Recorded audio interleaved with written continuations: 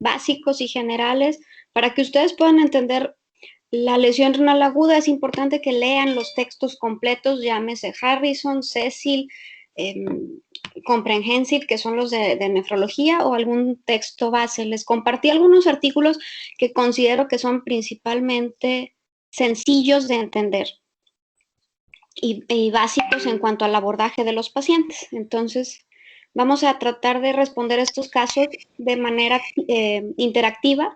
Si me responden, tanto de preferencia con el micrófono abierto, para responder algunas de las preguntas.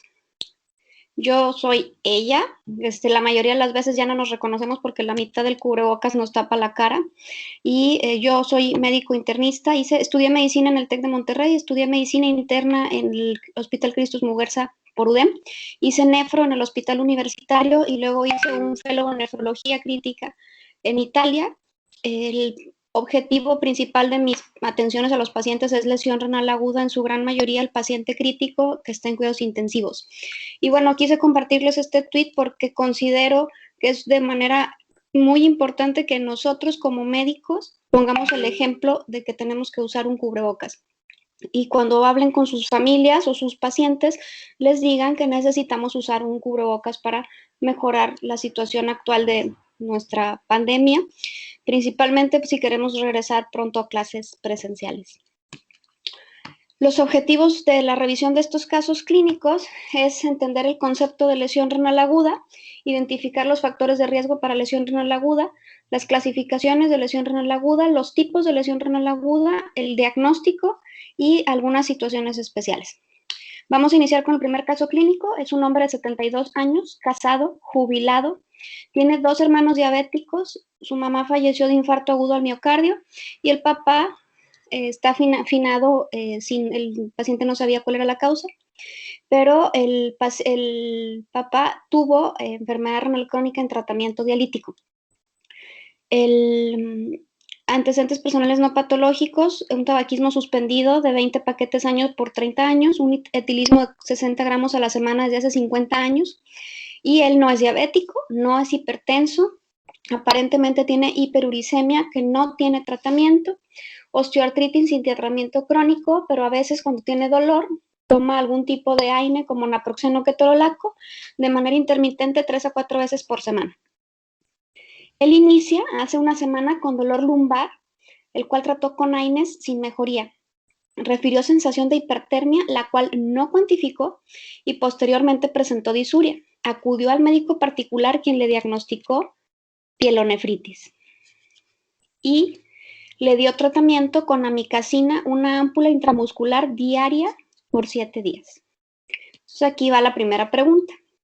¿Cuál de las opciones siguientes es la de mayor riesgo para nuestro paciente? La edad, el género, el diagnóstico de pielonefritis, el uso de AINES o el uso de aminoglucósidos. ¿Qué piensan ustedes? ¿Cuál es el problema que puede tener este paciente en este momento?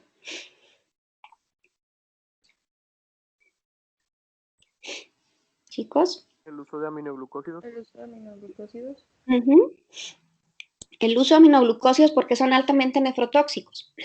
Sin embargo, si leemos todas las respuestas, el uso de aminoglucósidos es el que es más dañino en este momento. Obviamente estamos viendo la clase de nefro, pero todas son un factor de riesgo, ¿no? El paciente que usa AINES tiene más riesgo, el paciente que se diagnostica con una infección de vías urinarias superiores tiene riesgo, el hecho de que sea un paciente adulto mayor y el género. Este paciente evoluciona asintomático con el tratamiento que le están dando y al 4.º día de tratamiento resulta que el paciente, este es un caso real, es un paciente que yo vi cuando yo era residente, este paciente es papá de un médico. Entonces le hablan para contarle la historia de que le iniciaron antibiótico intramuscular para una supuesta infección de vías urinarias y brinca el doctor y le dice que se tiene que hacer exámenes para ver que todo esté bien. Entonces al 4.º día le hicieron exámenes sin tener síntomas y le encontraron una creatinina de 4.6, un BUN de 50, un potasio en 4.7 y el general de orina tiene 15 leucos por campo. El resto de los exámenes estaba normal. Entonces aquí fue donde el doctor me habló y me dijo que creía yo que podía pasar, que su papá no tenía antecedentes de enfermedad renal. Entonces aquí ustedes, ¿qué creen que deberíamos de hacer? ¿Qué le hacemos a este paciente o qué le contesto al doctor? ¿Se debería de realizar Sí, biopsia? Biopsia, ok. Medicina urinaria.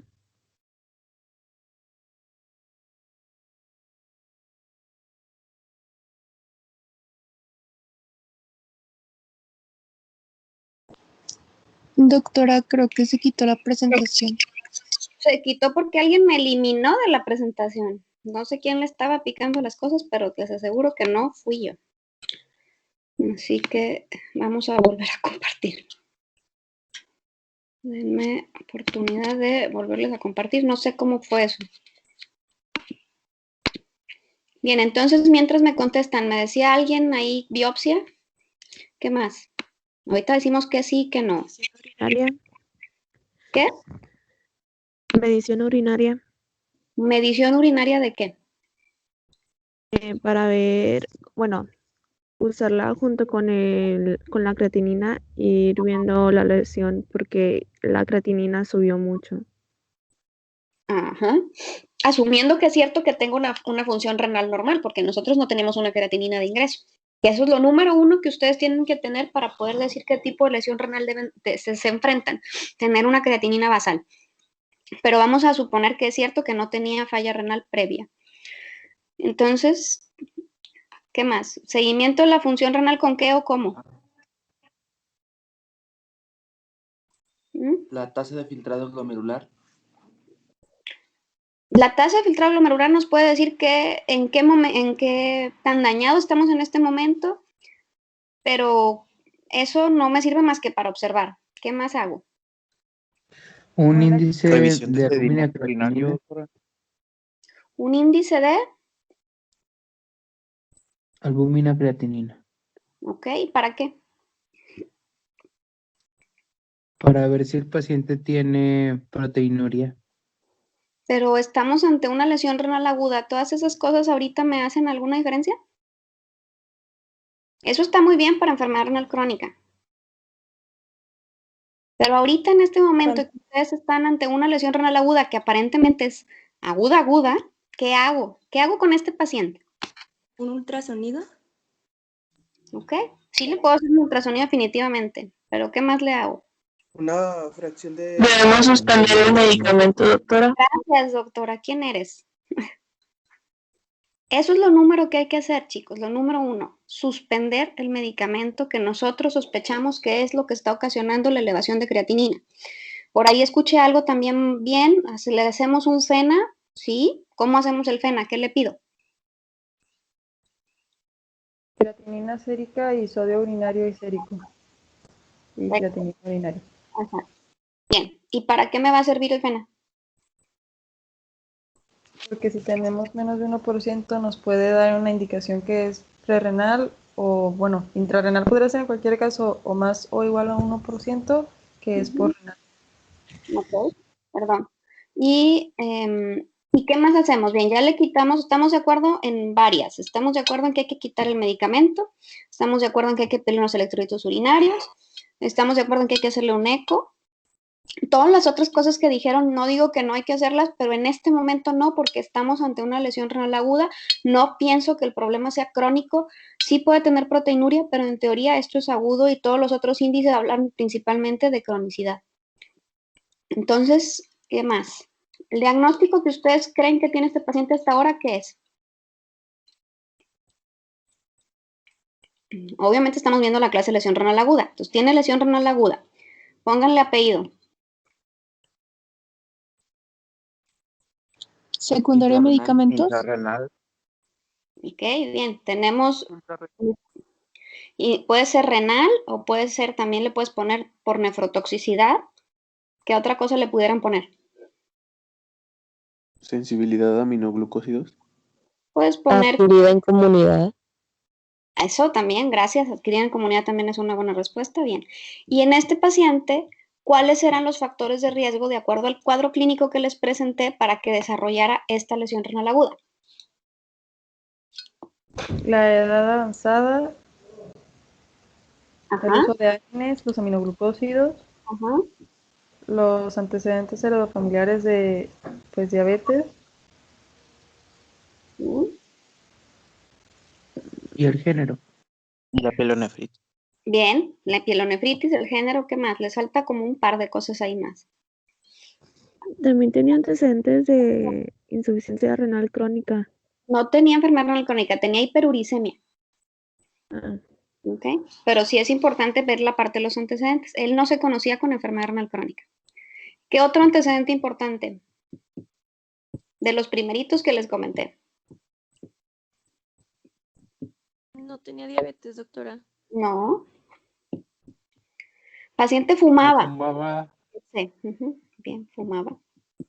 Y un tabaquismo importante, 20 paquetes año. Y también tenía antecedentes de etilismo. Entonces sí es importante ver todos los factores de riesgo para este tipo de pacientes. ¿Ok? Bien. Lo número uno que tenemos que tener claro en un paciente si estamos hablando de lesión renal aguda y enfermedad renal crónica. La lesión renal aguda, en una definición muy sencilla, es la disminución abrupta de la función renal que ocurre en un periodo de 7 días o menos. Y la enfermedad renal crónica habla de una normalidad, ya sea estructural o funcional, por más de 90 días. Por tanto, en base a esta, hablamos de lesión renal aguda. Entonces, la lesión renal aguda puede pasar en pacientes con enfermedad renal crónica o en pacientes sanos. Lo voy a poner sanos entre comillas porque todos se consideran sanos mientras no vayan a hacerse un examen, ¿no? Y el abordaje en cualquiera de los dos casos es muy parecido. Pero sí tenemos que saber si el paciente tenía o no antecedentes de enfermedad renal. La definición estricta que tiene CADIGO es la elevación de la creatinina basal por arriba de 0.3 miligramos sobre decilitro en 48 horas o una elevación de la creatinina 1.5 veces del valor basal conocido en los últimos 7 días con una disminución del volumen urinario menor de 0.5 mililitros kilogramo hora por 6 horas. Entonces, nuestro paciente cumple esta definición. Alguien creo que comentaba por ahí lo de la diuresis. Hay que vigilar en este paciente. Otra cosa que había que ver era la cuantificación de diuresis en mililitros. Hay una nueva parte de la definición, se las voy a mencionar porque de aquí en adelante la van a comenzar a leer, tal vez no en el Harrison, pero en otros textos sí.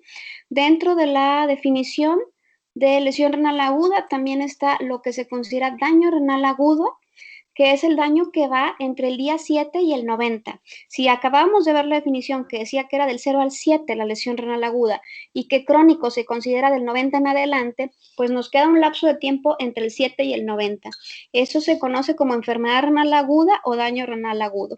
Y también es parte de la lesión renal aguda y en este tiempo lo importante de saber es que puede ser reversible.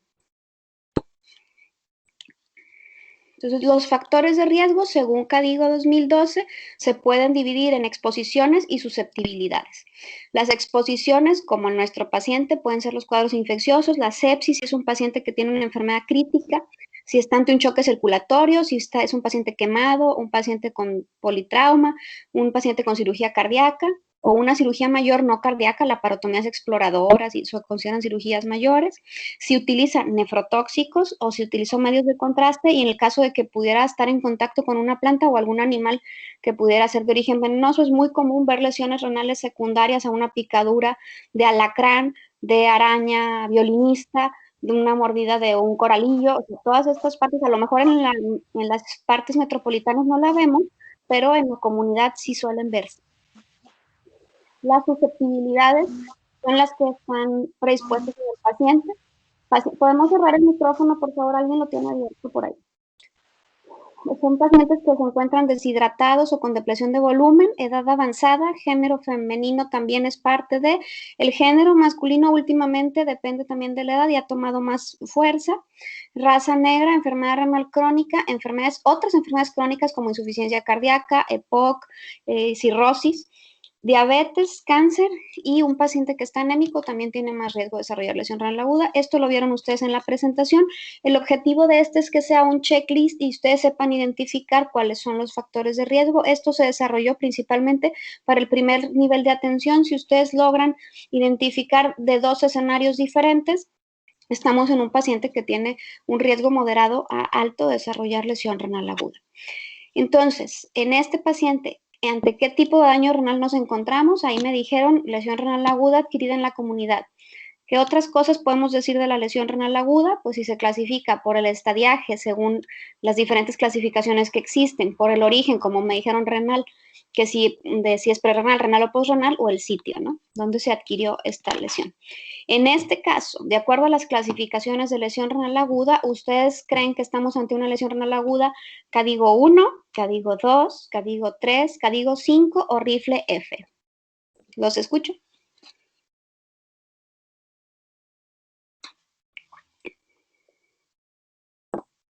¿Sí me escuchan, chicos? ¿Cuánto tenía de creatinina, doctora, la paciente? ¿El paciente? 4.3. ¿Cuánto? 4.3. Ah, gracias. Creo que es CADIGO 3, doctora. Es un CADIGO 3. Correcto, es CADIGO 3. Esa es la respuesta. Entonces, las clasificaciones que ustedes normalmente van a encontrar en sus textos para lesión renal aguda, la más antigua es rifle. Esta fue la primera vez que se llegó a un consenso de la clasificación y de la definición de lesión renal aguda. La diferencia de rifle con las demás clasificaciones es que hablamos de los estadios hasta tomar en cuenta la enfermedad renal crónica. Y hablamos en tiempo también en cuanto a la pérdida de las nefronas o de la función renal, hablando de que estuviéramos en el L cuando pasa 4 semanas. En este paciente, si tuviéramos que clasificarlo, a su paciente que presentaron, pues también podría haber estado en un rifle F, ¿no? Por el nivel de la creatinina. Y pudiera, pero lo más correcto es utilizar la clasificación más nueva. Rifle nos sirve para hablar un poco de pronóstico y la otra diferencia entre rifle y Akin o CADIGO es que rifle utiliza el volumen urinario, la tasa de filtrado glomerular. En las demás clasificaciones ya solo vemos creatinina y volumen urinario y en rifle vemos creatinina, tasa de filtrado glomerular y volumen urinario. Entonces, Akin se desarrolló 4 años después, tratando de hacerlo mucho más simple, quitando la tasa de filtrado y hacerlo en estadios más cortos. Esto es de lo que más comúnmente utilizamos en cuidados intensivos, pero actualmente trataron de hacer una nueva clasificación haciéndolo integrado y esta es la clasificación más nueva y esta es la que esperamos que utilicen cuando ustedes lo pongan en una nota o en una historia clínica. Hablamos del estadio 1, CADIGO 1, cuando hay una elevación de la creatinina de 1.5 a 1.9 veces de la creatinina basal o una caída del gasto urinario por abajo de 0.5 mililitros kilogramo hora por 6 a 12 horas. Ojo, otra de las cosas importantes es el tiempo. Debemos de valorar la función renal en tiempo también. Si la diuresis, si pasamos 48 horas sin medir la diuresis, pues no nos vamos a dar cuenta. Entonces sí es importante la medición de diuresis en tiempo. Hablamos del estadio 2 cuando eleva de 2 a 2.9 veces de la creatinina basal y del estadio 3 cuando es 3 veces de la basal o arriba de 4, que es lo que está presentando nuestro paciente. También se considera cuando estamos ante un paciente que tiene que iniciar terapia de reemplazo renal antes de que tuviera esta necesidad. Esta es la clasificación que ustedes van a encontrar en el CECIL, así que no hay justificación, seguro es la que puede venir en el examen. En este paciente, ¿cuál de las siguientes sería la sugerencia de manejo? Suspender AINES, suspender antibiótico, acudir a un hospital, continuar con el mismo tratamiento o agregar un segundo antibiótico. Suspender antibiótico. Ok, ¿qué más? No, ¿algo más? Acudir al hospital. Bien. Bueno, pues aquí la respuesta eran las 3, ¿no? Suspender AINES, suspender antibiótico y acudir al hospital. ¿Qué es lo que se pretende con nosotros cuando un paciente llega a nuestro hospital? Se estadifica según CADIGO en riesgos y dependiendo del estadio de lesión renal aguda. Entonces, lo primero que esperamos es descontinuar los nefrotóxicos, asegurarnos de la hidratación y de la presión de perfusión, que este paciente esté hemodinámicamente estable, considerar monitoreo hemodinámico si hace falta, hacer una monitorización seriada de la creatinina y el gasto urinario, evitar la hiperglicemia y considerar, si necesita un estudio contrastado, no colocar contraste. tratar de hacer lo menos posible invasión en estos pacientes y si ya está en estadios 2 o 3, ver si necesitamos hacer ajuste de los medicamentos. Muchos medicamentos se ajustan a dosis renal, por eso sí es importante calcular una tasa de filtrado glomerular y considerar si el paciente se beneficiaría de terapia de reemplazo renal o estar en cuidados intensivos. Una de las más importantes es tratar de no ponerle un catéter subclavio a un paciente de estos, porque si pudiera quedar en enfermedad renal crónica, un subclavio predispone a estenosis de la subclavia que no nos va a permitir ponerle después el mejor acceso para hemodiálisis, que es una fístula. Si nosotros vamos a cosas más nuevas, como este artículo de Kidney International del 2020, habla muchísimo de la atención a los nefrotóxicos. Es súper importante que ustedes sepan revisar si un medicamento se metaboliza o no a nivel renal, si necesita ajuste de dosis renal y cuáles son altamente nefrotóxicos para poder evitarlos, disminuirlos o sustituirlos. Y siempre saber dónde revisarlo o pedir ayuda en estos casos. Aquí habla mucho de los biomarcadores. Actualmente lo que nosotros más comúnmente vemos es creatinina. Nuestro hospital tiene cistatina C. Algunas veces podemos utilizar Engal más que nada para cuestiones de investigación, pero es lo que más comúnmente hay en nuestra comunidad. Este paciente, según la evolución, se suspendió la micacina, se suspendieron los AINES, se hidrató de manera abundante, se vigiló la diuresis y se dio una cita 48 horas. A las 24 horas tuvo náusea, vómito y diarrea intermitente, se tomaron nuevos exámenes, tenía creatinina de 8.8, BUN de 80 y potasio de 5. ¿Y ahora qué quieren hacer? Bueno, alguien de ustedes me dijo ir al hospital, correcto, fuimos al hospital. Y lo ingresamos para poder hacer un diagnóstico completo con todos los estudios completos, química, electrolitos, PFH, gases, que esto es muy importante para ver si un paciente está acidótico, una biometría, un eco renal, como bien dijeron, y un electrocardiograma con una tele de tórax. Los resultados fueron que la creatinina cuando llegó a urgencias tenía 12, urea de 220, potasio en 7.2, una hemoglobina de 12, el resto de la biometría estaba normal. Tenía todas las PFHs normales, la lúmina está en 3.6, sí tenía una acidosis metabólica con pH 7.24, bicarbonato de 13 y CO2 de 40 y una tele de tórax sin infiltrados. En el eco renal tenía riñones de tamaño normal sin alteraciones y teníamos un ecocardio con una FEBI del 55%. Entonces aquí, ¿ustedes qué creen que hicimos? Sugerencias de tratamiento.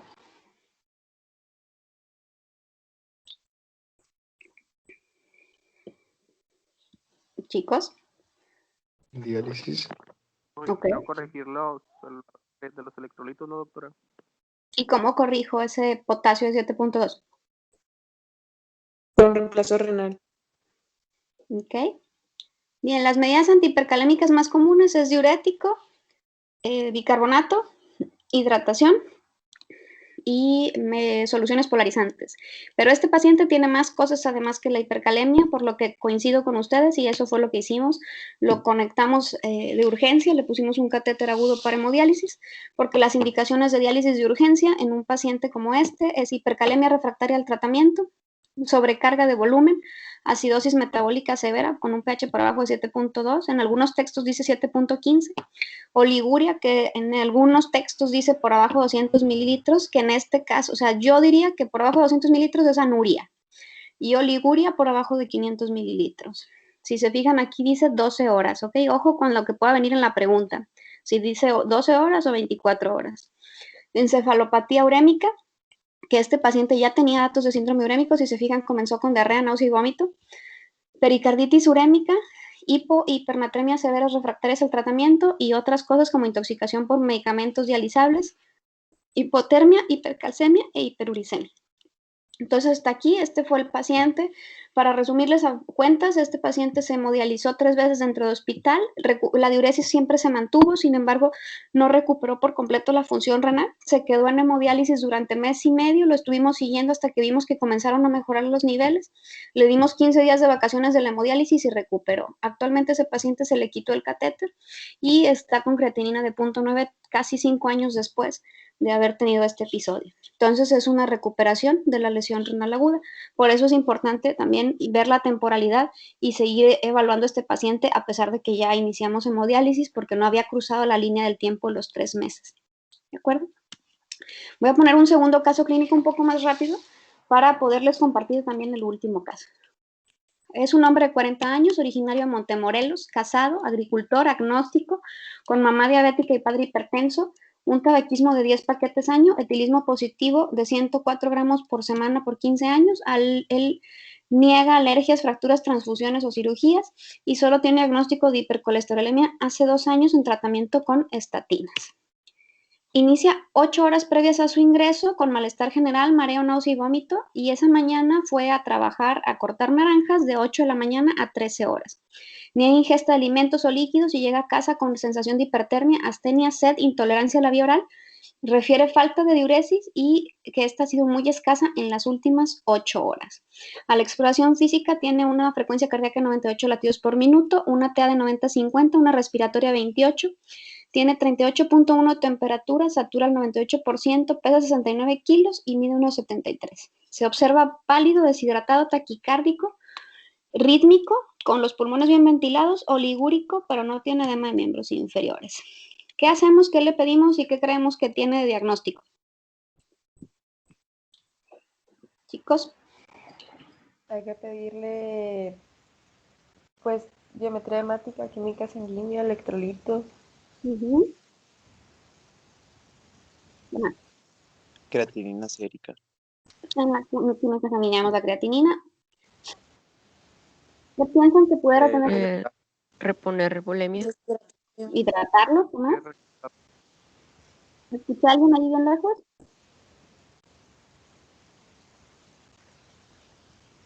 ¿Chicos? Bien. Ya le pedimos biometría hemática, perfil bioquímico 24 elementos. La química sanguínea solo me dice la función renal. El perfil bioquímico habla también de las pruebas de función hepática y de los electrolitos. Por eso le pedimos perfil bioquímico. Examen general de orina, CPK. Estamos hablando de un paciente que está muy deshidratado. Unos gases venosos para ver cómo encontramos el estado ácido-base. Un ultrasonido renal. Siempre que tenemos un paciente oligúrico, hay que tomar un estudio de imagen si no recupera con la hidratación inmediata. ¿Okay? Entonces, ojo con la CPK porque eso se correlaciona con el diagnóstico. ¿Ustedes qué creen que tiene este paciente? Nefropatía isquémica. Ah, caray. Nefropatía isquémica no me desagrada tanto, pero hablemos de un diagnóstico no solo nefrológico. Podría ser una lesión renal aguda, prerrenal por la hipovolemia. Ok, ¿y la hipovolemia secundaria A una deshidratación. Deshidratación. Pónganle la deshidratación, pónganle un nombre. ¿Tienen Eso. hipovolémico? Impresión diagnóstica, golpe de calor en español. ¿Okay? Esto es muy común en las comunidades. Los pacientes que trabajan al rayo del sol y principalmente en la época de canícula pueden presentar este tipo de cuadros clínicos. Ahora sí, ¿qué tipo de lesión renal aguda es la del golpe de calor? Prerrenal. Prerrenal. ¿De acuerdo? Prerrenal. Por deshidratación, como ustedes dijeron, por hipovolemia, como ustedes dijeron, ¿de acuerdo? Entonces, esta es la fisiología de este cuadro clínico. Tenemos, pues, como vieron en la presentación, que la lesión renal aguda en la gran mayoría de los casos es prerrenal y la causa más común de lesión renal aguda prerrenal es deshidratación o hipovolemia. En muchísimos países la causa más común es por falta de ingesta o diarrea, porque hay muchos países en el mundo que no tienen acceso al agua purificada. No es el caso de nuestra comunidad desde el punto de la incapacidad de tomar agua purificada, pero sí tenemos muy comúnmente hipovolemia. La siguiente causa más común es la renal, que es la intrínseca, y esa puede tener datos de necrosis tubular aguda o nefritis intersticial aguda y en el menor número de casos glomerulonefritis. Muchísimas veces pueden traslaparse las dos, prerrenal e intrínseca o posrenal e intrínseca, dependiendo del tiempo de evolución. Dentro de la renal, la más común es la necrosis tubular aguda por mucho, secundario a isquemia o a datos de sepsis, ¿no? Inflamación. Por eso ahorita que me decían necrosis, pudiera ser, sí, porque muchas veces el daño prerrenal es muy prolongado y pudiera precipitarse un cuadro renal. Pero a lo mejor en este paciente pues era muy pronto, ¿no? Si vamos a ver el sedimento urinario que nos dio este paciente, nos dio cristales hialinos y granulosos. ¿Cuál de los siguientes tipos de lesión renal aguda es más probable de acuerdo al tipo de cristales que vimos? Nefritis intersticial aguda, necrosis tubular aguda, glomerulonefritis aguda o necrosis papilar. Chicos, ¿están ahí? Sí. De acuerdo a los cristales. Nefritis intersticial aguda. Vamos a ver. Necrosis tubular aguda. Fíjense bien, la nefritis intersticial se caracteriza más por ver eosinófilos, más que este tipo de cristales. En la necrosis tubular aguda vemos más comúnmente los cilindros, como les decíamos, granulares, de células epiteliales tubulares. Podemos ver hematuria microscópica o proteinuria tubular menor a 1 gramo. Esa es la famosa proteinuria no nefrótica. En el 20 al 30% de los pacientes con necrosis tubular aguda no se observan gránulos. O sea, si no hay gránulos no significa que no tenga necrosis tubular aguda. Dentro de las cosas que debemos de cuidar, pues es ver el sedimento urinario y podemos ver, dependiendo de las posibles causas, algunos tipos de cilindros. Ojo, no significa que si tengo ausencia de esos cilindros no tenga ese diagnóstico, pero esto nos puede orientar en muchas veces. Una de las preguntas más comunes en los exámenes es si ustedes ven en un sedimento urinario eosinófilos, ¿ante qué tipo de lesión renal aguda se encuentran? Entonces, los eosinófilos en orina son más comunes en nefritis intersticial aguda, sin embargo, solo se presentan entre el 5 y el 10% de los casos, de tal forma que igual pueden tener nefritis intersticial aguda, aunque no tenga eosinófilos, pero si tiene eosinófilos, el diagnóstico es ese, ¿de acuerdo? Bien. Otra parte que es importante conocer respecto a la necrosis tubular aguda es que se divide en etapas. Las etapas más características son la inicial, la de mantenimiento y la de recuperación. La inicial es la que comúnmente vemos en los pacientes cuando hay una disminución aguda de la tasa de filtrado y hay elevación de creatinina y de nitrógeno de la urea. Si el tiempo de mantenimiento que puede ir, o sea, el inicio es del día 0, donde comienza el insulto a las primeras 48 horas, y de ahí comienza la etapa de mantenimiento, que es donde de manera sostenida se mantiene creatinina elevada y BUN elevado, y luego comienza la fase de recuperación, que puede ser hasta en el día 7 aproximadamente, dependiendo de qué tan intenso haya sido el insulto o si el insulto se haya repetido en otras ocasiones. Pero la etapa de recuperación hay que tener cuidado porque aquí es donde podemos ver la lesión renal aguda con fases poliúricas, es decir, pacientes que estaban con diuresis limitadas o ligúricos y de repente comienzan a tener diuresis de hasta 400 a 800 por hora, y eso significa que estamos en una etapa de recuperación de la necrosis tubular aguda y hay que vigilar que nuestro paciente no se deshidrate. ¿De acuerdo? Bien. ¿Qué herramientas diagnósticas pueden ayudarme a hacer el diagnóstico de lesión renal aguda en este paciente? Examen general de orina, ecografía renal, electrolitos y creatinina sérica y urinarios o depuración de creatinina en orina 24 horas. ¿Qué piensan, chicos?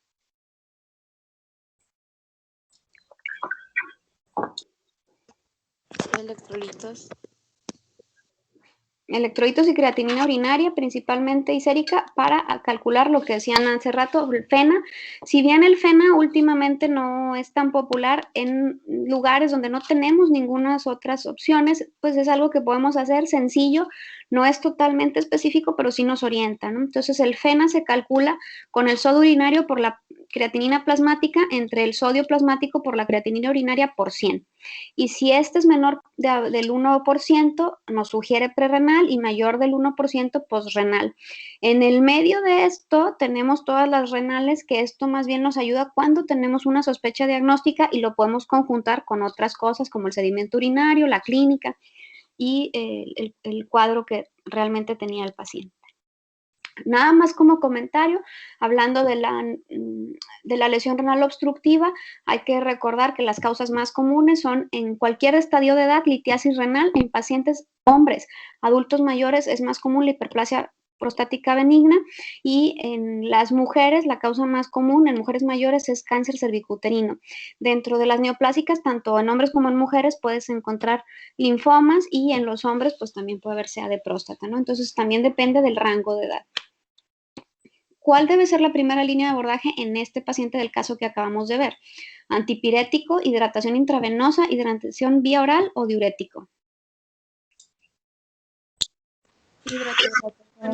Hidratación. Correcto. Por tanto, este paciente necesita estar hospitalizado, ¿de acuerdo? O sea, hay que saber también cuáles son los criterios de llevar a un paciente a hospitalización ante un cuadro de esta naturaleza. Y bueno, el tratamiento de la lesión renal aguda siempre es dependiendo del tipo de falla. Si es prerrenal, es mejorar la volemia y el control hemodinámico. Si es obstructivo, resolver el proceso con apoyo urológico quirúrgico. Y si es parenquimatoso renal, depende de la fase clínica en la que se encuentra y ver qué es lo que lo está ocasionando. Si está en fase oligúrica, como era el caso de este paciente, corregimos la volemia, la acidosis, la uremia y la hipercalemia, y a veces pueden requerir terapia de reemplazo. Si está en fase poliúrica, aquí solo hay que esperar la respuesta y seguir reponiendo líquidos electrolitos, y si está en recuperación, aquí hay que seguir al paciente en esta fase durante hasta 6 meses o 1 año. Y alrededor del 5% van a quedar con secuelas y probable enfermedad renal crónica. Les voy a poner rápidamente un caso bonus. Es la primera vez que voy a presentar este caso en la clase porque creo que es importante. Yo sé que van a ver una clase solo de esto, pero quiero que les quede claro que es una causa de lesión renal aguda. Tenemos un hombre de 50 años que acude a urgencias de tu hospital por presentar tos y fiebre de 38 grados. Refiere un cuadro de infección de vías respiratorias de 48 horas de evolución sin mejoría del tratamiento con paracetamol y antibiótico no especificado. Refiere antecedentes personales de diabetes de 10 años de diagnóstico en tratamiento con metformina, 850 miligramos cada 8 horas, e hipertensión de 5 años de diagnóstico en tratamiento con telmisartán, 40 miligramos cada 24 horas. El paciente presenta disnea, polimnia y desaturación hasta del 80%, por lo que se coloca oxígeno y el paciente presenta deterioro del estado de alerta, hipotensión y se decide intubación orotraqueal. En este tiempo, en este momento, chicos, cuando ustedes llegan a urgencias y ven a este paciente, ¿qué creen que tiene? COVID. COVID. Okay. Siempre tienen que pensar en eso ahorita. En el interrogatorio dirigido, la esposa del paciente refiere que la nieta de 2 años presentó cuadro gripal y fiebre. Su hermano mayor estuvo en una fiesta una semana previa con amigos que ya tuvieron COVID. Durante la reanimación de urgencias, el paciente recibió una carga de cristaloides de 1000 cc con la que tuvo respuesta parcial y se le pasaron otros 500 cc. Se inició norepinefrina y posterior a titular a dosis respuesta para tener PAM de 65. Las indicaciones de urgencia: pasó a cuidados intensivos, se inició un plan de líquidos de fisiológico a 0.9% a 80 cc por hora, levofloxacina, dexametasona, y se puso una sonda Foley con salida de diuresis de 150 mililitros. Le tomamos laboratorios.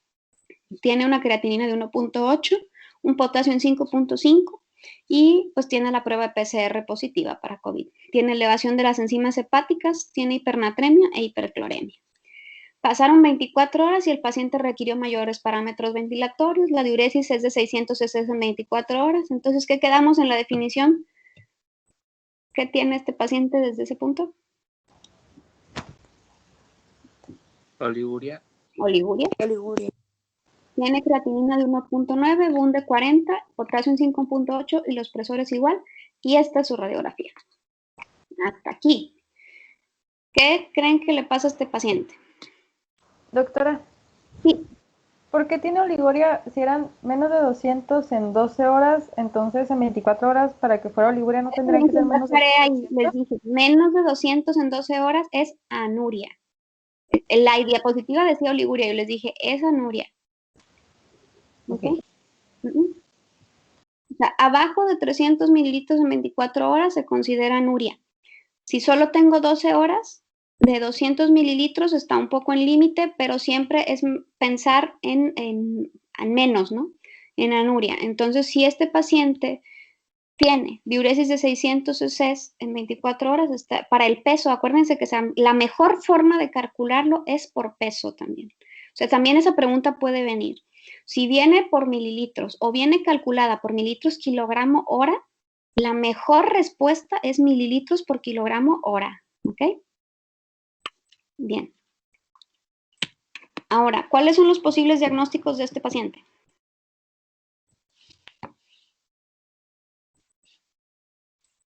¿Los escucho?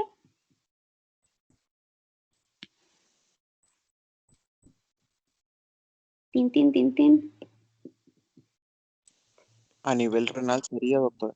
A todo. Acuérdense que vemos pacientes globales, no vemos solo riñón. Neumonía, muy bien, neumonía por COVID. Ese es el número 1. ¿Qué más?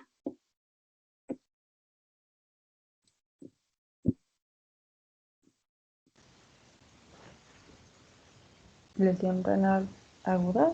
Lesión renal aguda. ¿Ok? ¿Qué más?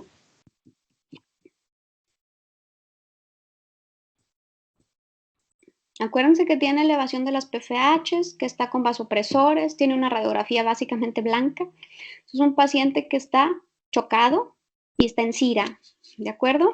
Entonces, ¿qué estudios necesitamos para este paciente? Pues todos los que ya vimos que le pusimos. ¿Y qué tipo de lesión renal aguda tiene este paciente? Prerrenal. No puedo decir que no tiene prerrenal. ¿Qué más?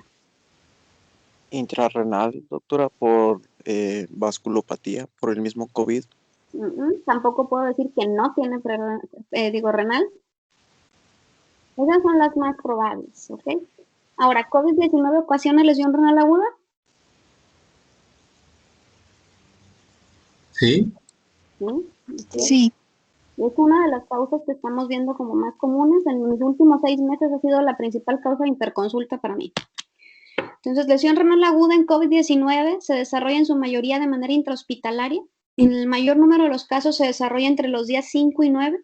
Es más común en los pacientes más graves, con 5 y 9 de que inició el cuadro clínico, Más común en los pacientes más graves, como CIRA con ventilación mecánica, adultos mayores y pacientes con comorbilidades como hipertensión y diabetes. También lo hemos visto en pacientes con obesidad.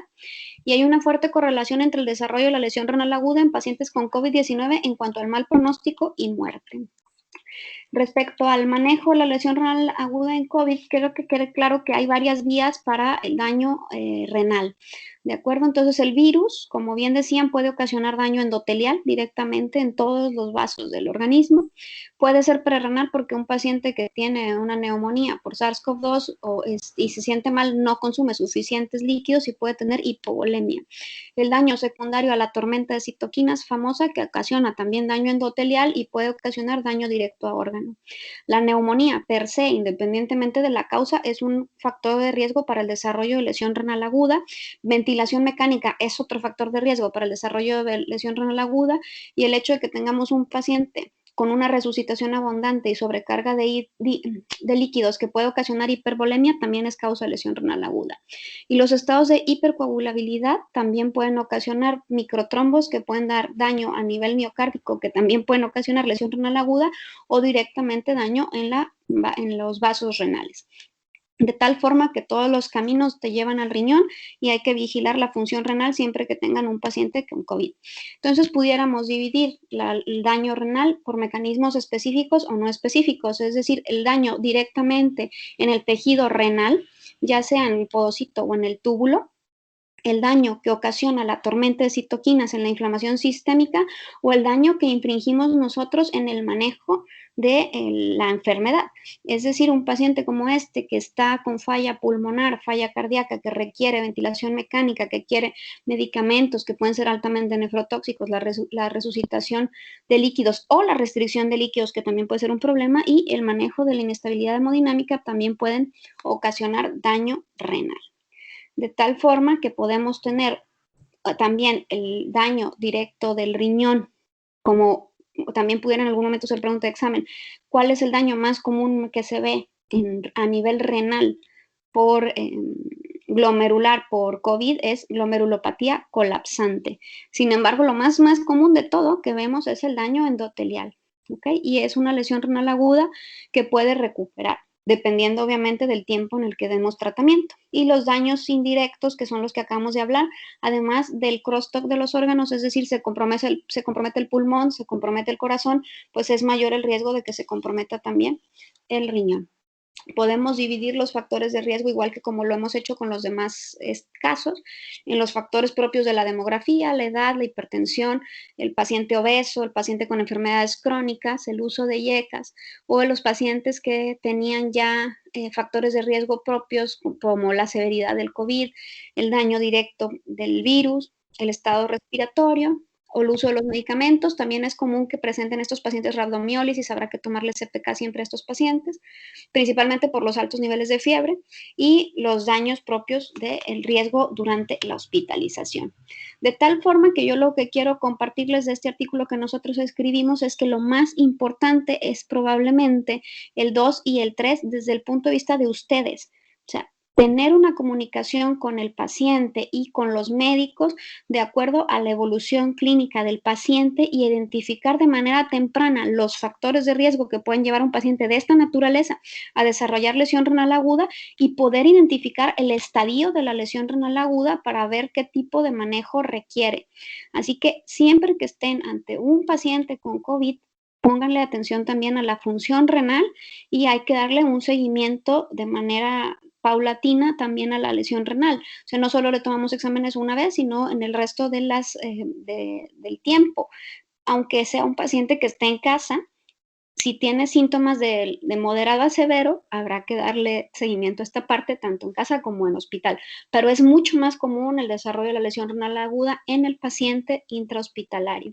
¿Por qué les hice este comentario? Porque el ojo no ve lo que el cerebro no sabe y es parte de lo que nosotros queremos que ustedes sepan qué hacer con todo tipo de pacientes. En su hospital esto es lo que sucede. Ustedes saben que AEMA está convertido en hospital COVID. Nosotros participamos activamente nosotros me refiero al servicio de nefrología en el manejo de estos pacientes. Somos parte incluso de la toma de decisiones diarias de cada uno de los pacientes. Por eso les digo que la identificación temprana es muy importante, porque así nosotros podemos tratar de evitar que el paciente requiera terapia de reemplazo renal con intervenciones tempranas como disminuir el uso de nefrotóxicos, hidratar al paciente de manera correcta o evitar la hipervolemia.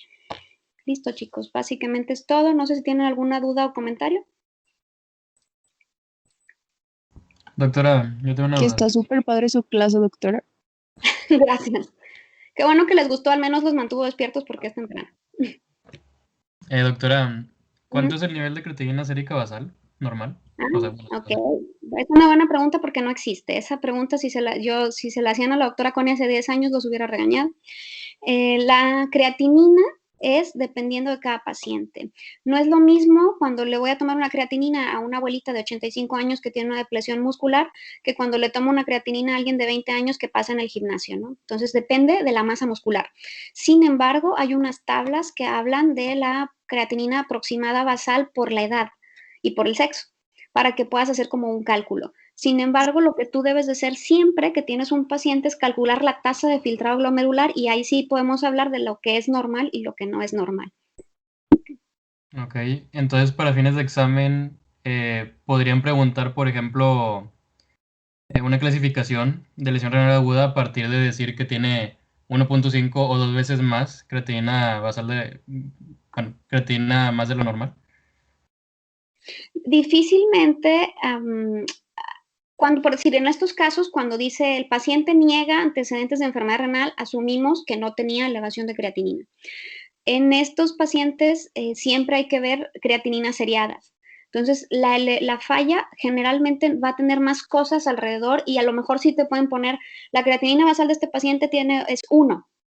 Entonces, tú sabes que la creatinina basal de 1 en este paciente, pues probablemente no tiene ningún tipo de falla, le calculas la tasa de filtrado glomerular. Pero lo que hace la diferencia es la elevación. Si te ponen que la creatinina basal era de 1 y la siguiente creatinina es de 1.5, está clarísimo que el diagnóstico es lesión renal aguda.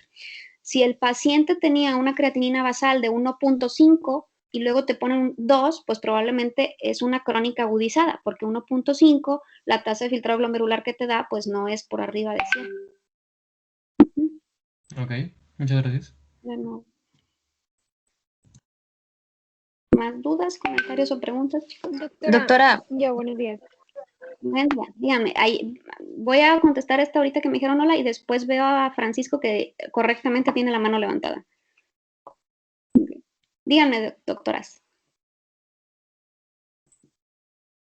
¿Cuál sería la causa más común de lesión renal aguda intrahospitalaria? ¿Sepsis o deshidratación o ninguna?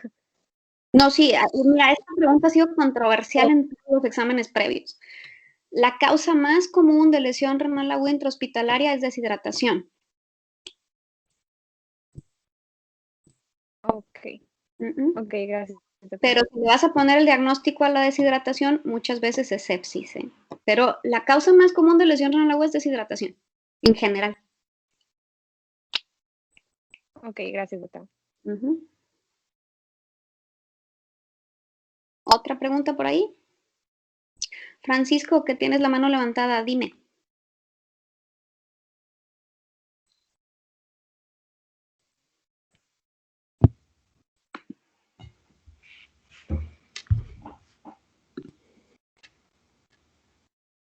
¿No?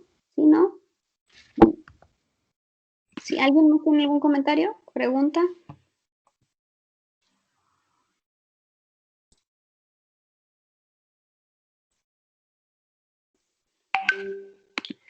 Bien. Chicos, ¿comentarios o preguntas? Sí, doctora, nada más una duda así bien rápida. Entonces, ¿todas las afecciones prerrenales van a ser intrínsecas si no se tratan? No, no, no. Pueden evolucionar. Si tienes una lesión renal aguda prerrenal por deshidratación o por diarrea, pueden hacer lesión renal aguda intrínseca en la evolución del tiempo, pero hay cosas que recuperan, por decir, si un paciente presenta un cuadro de diarrea y puede hacer una lesión renal aguda, pero en ese tiempo la diarrea se quita y el paciente se autohidrata, no necesariamente va a llegar a una intrínseca. O sea, es una posibilidad que puede ocurrir si no se trata a tiempo, sí, pero no todas van a hacer eso. Ok, gracias. De nada. ¿Alguien más? ¿Comentario? ¿Pregunta?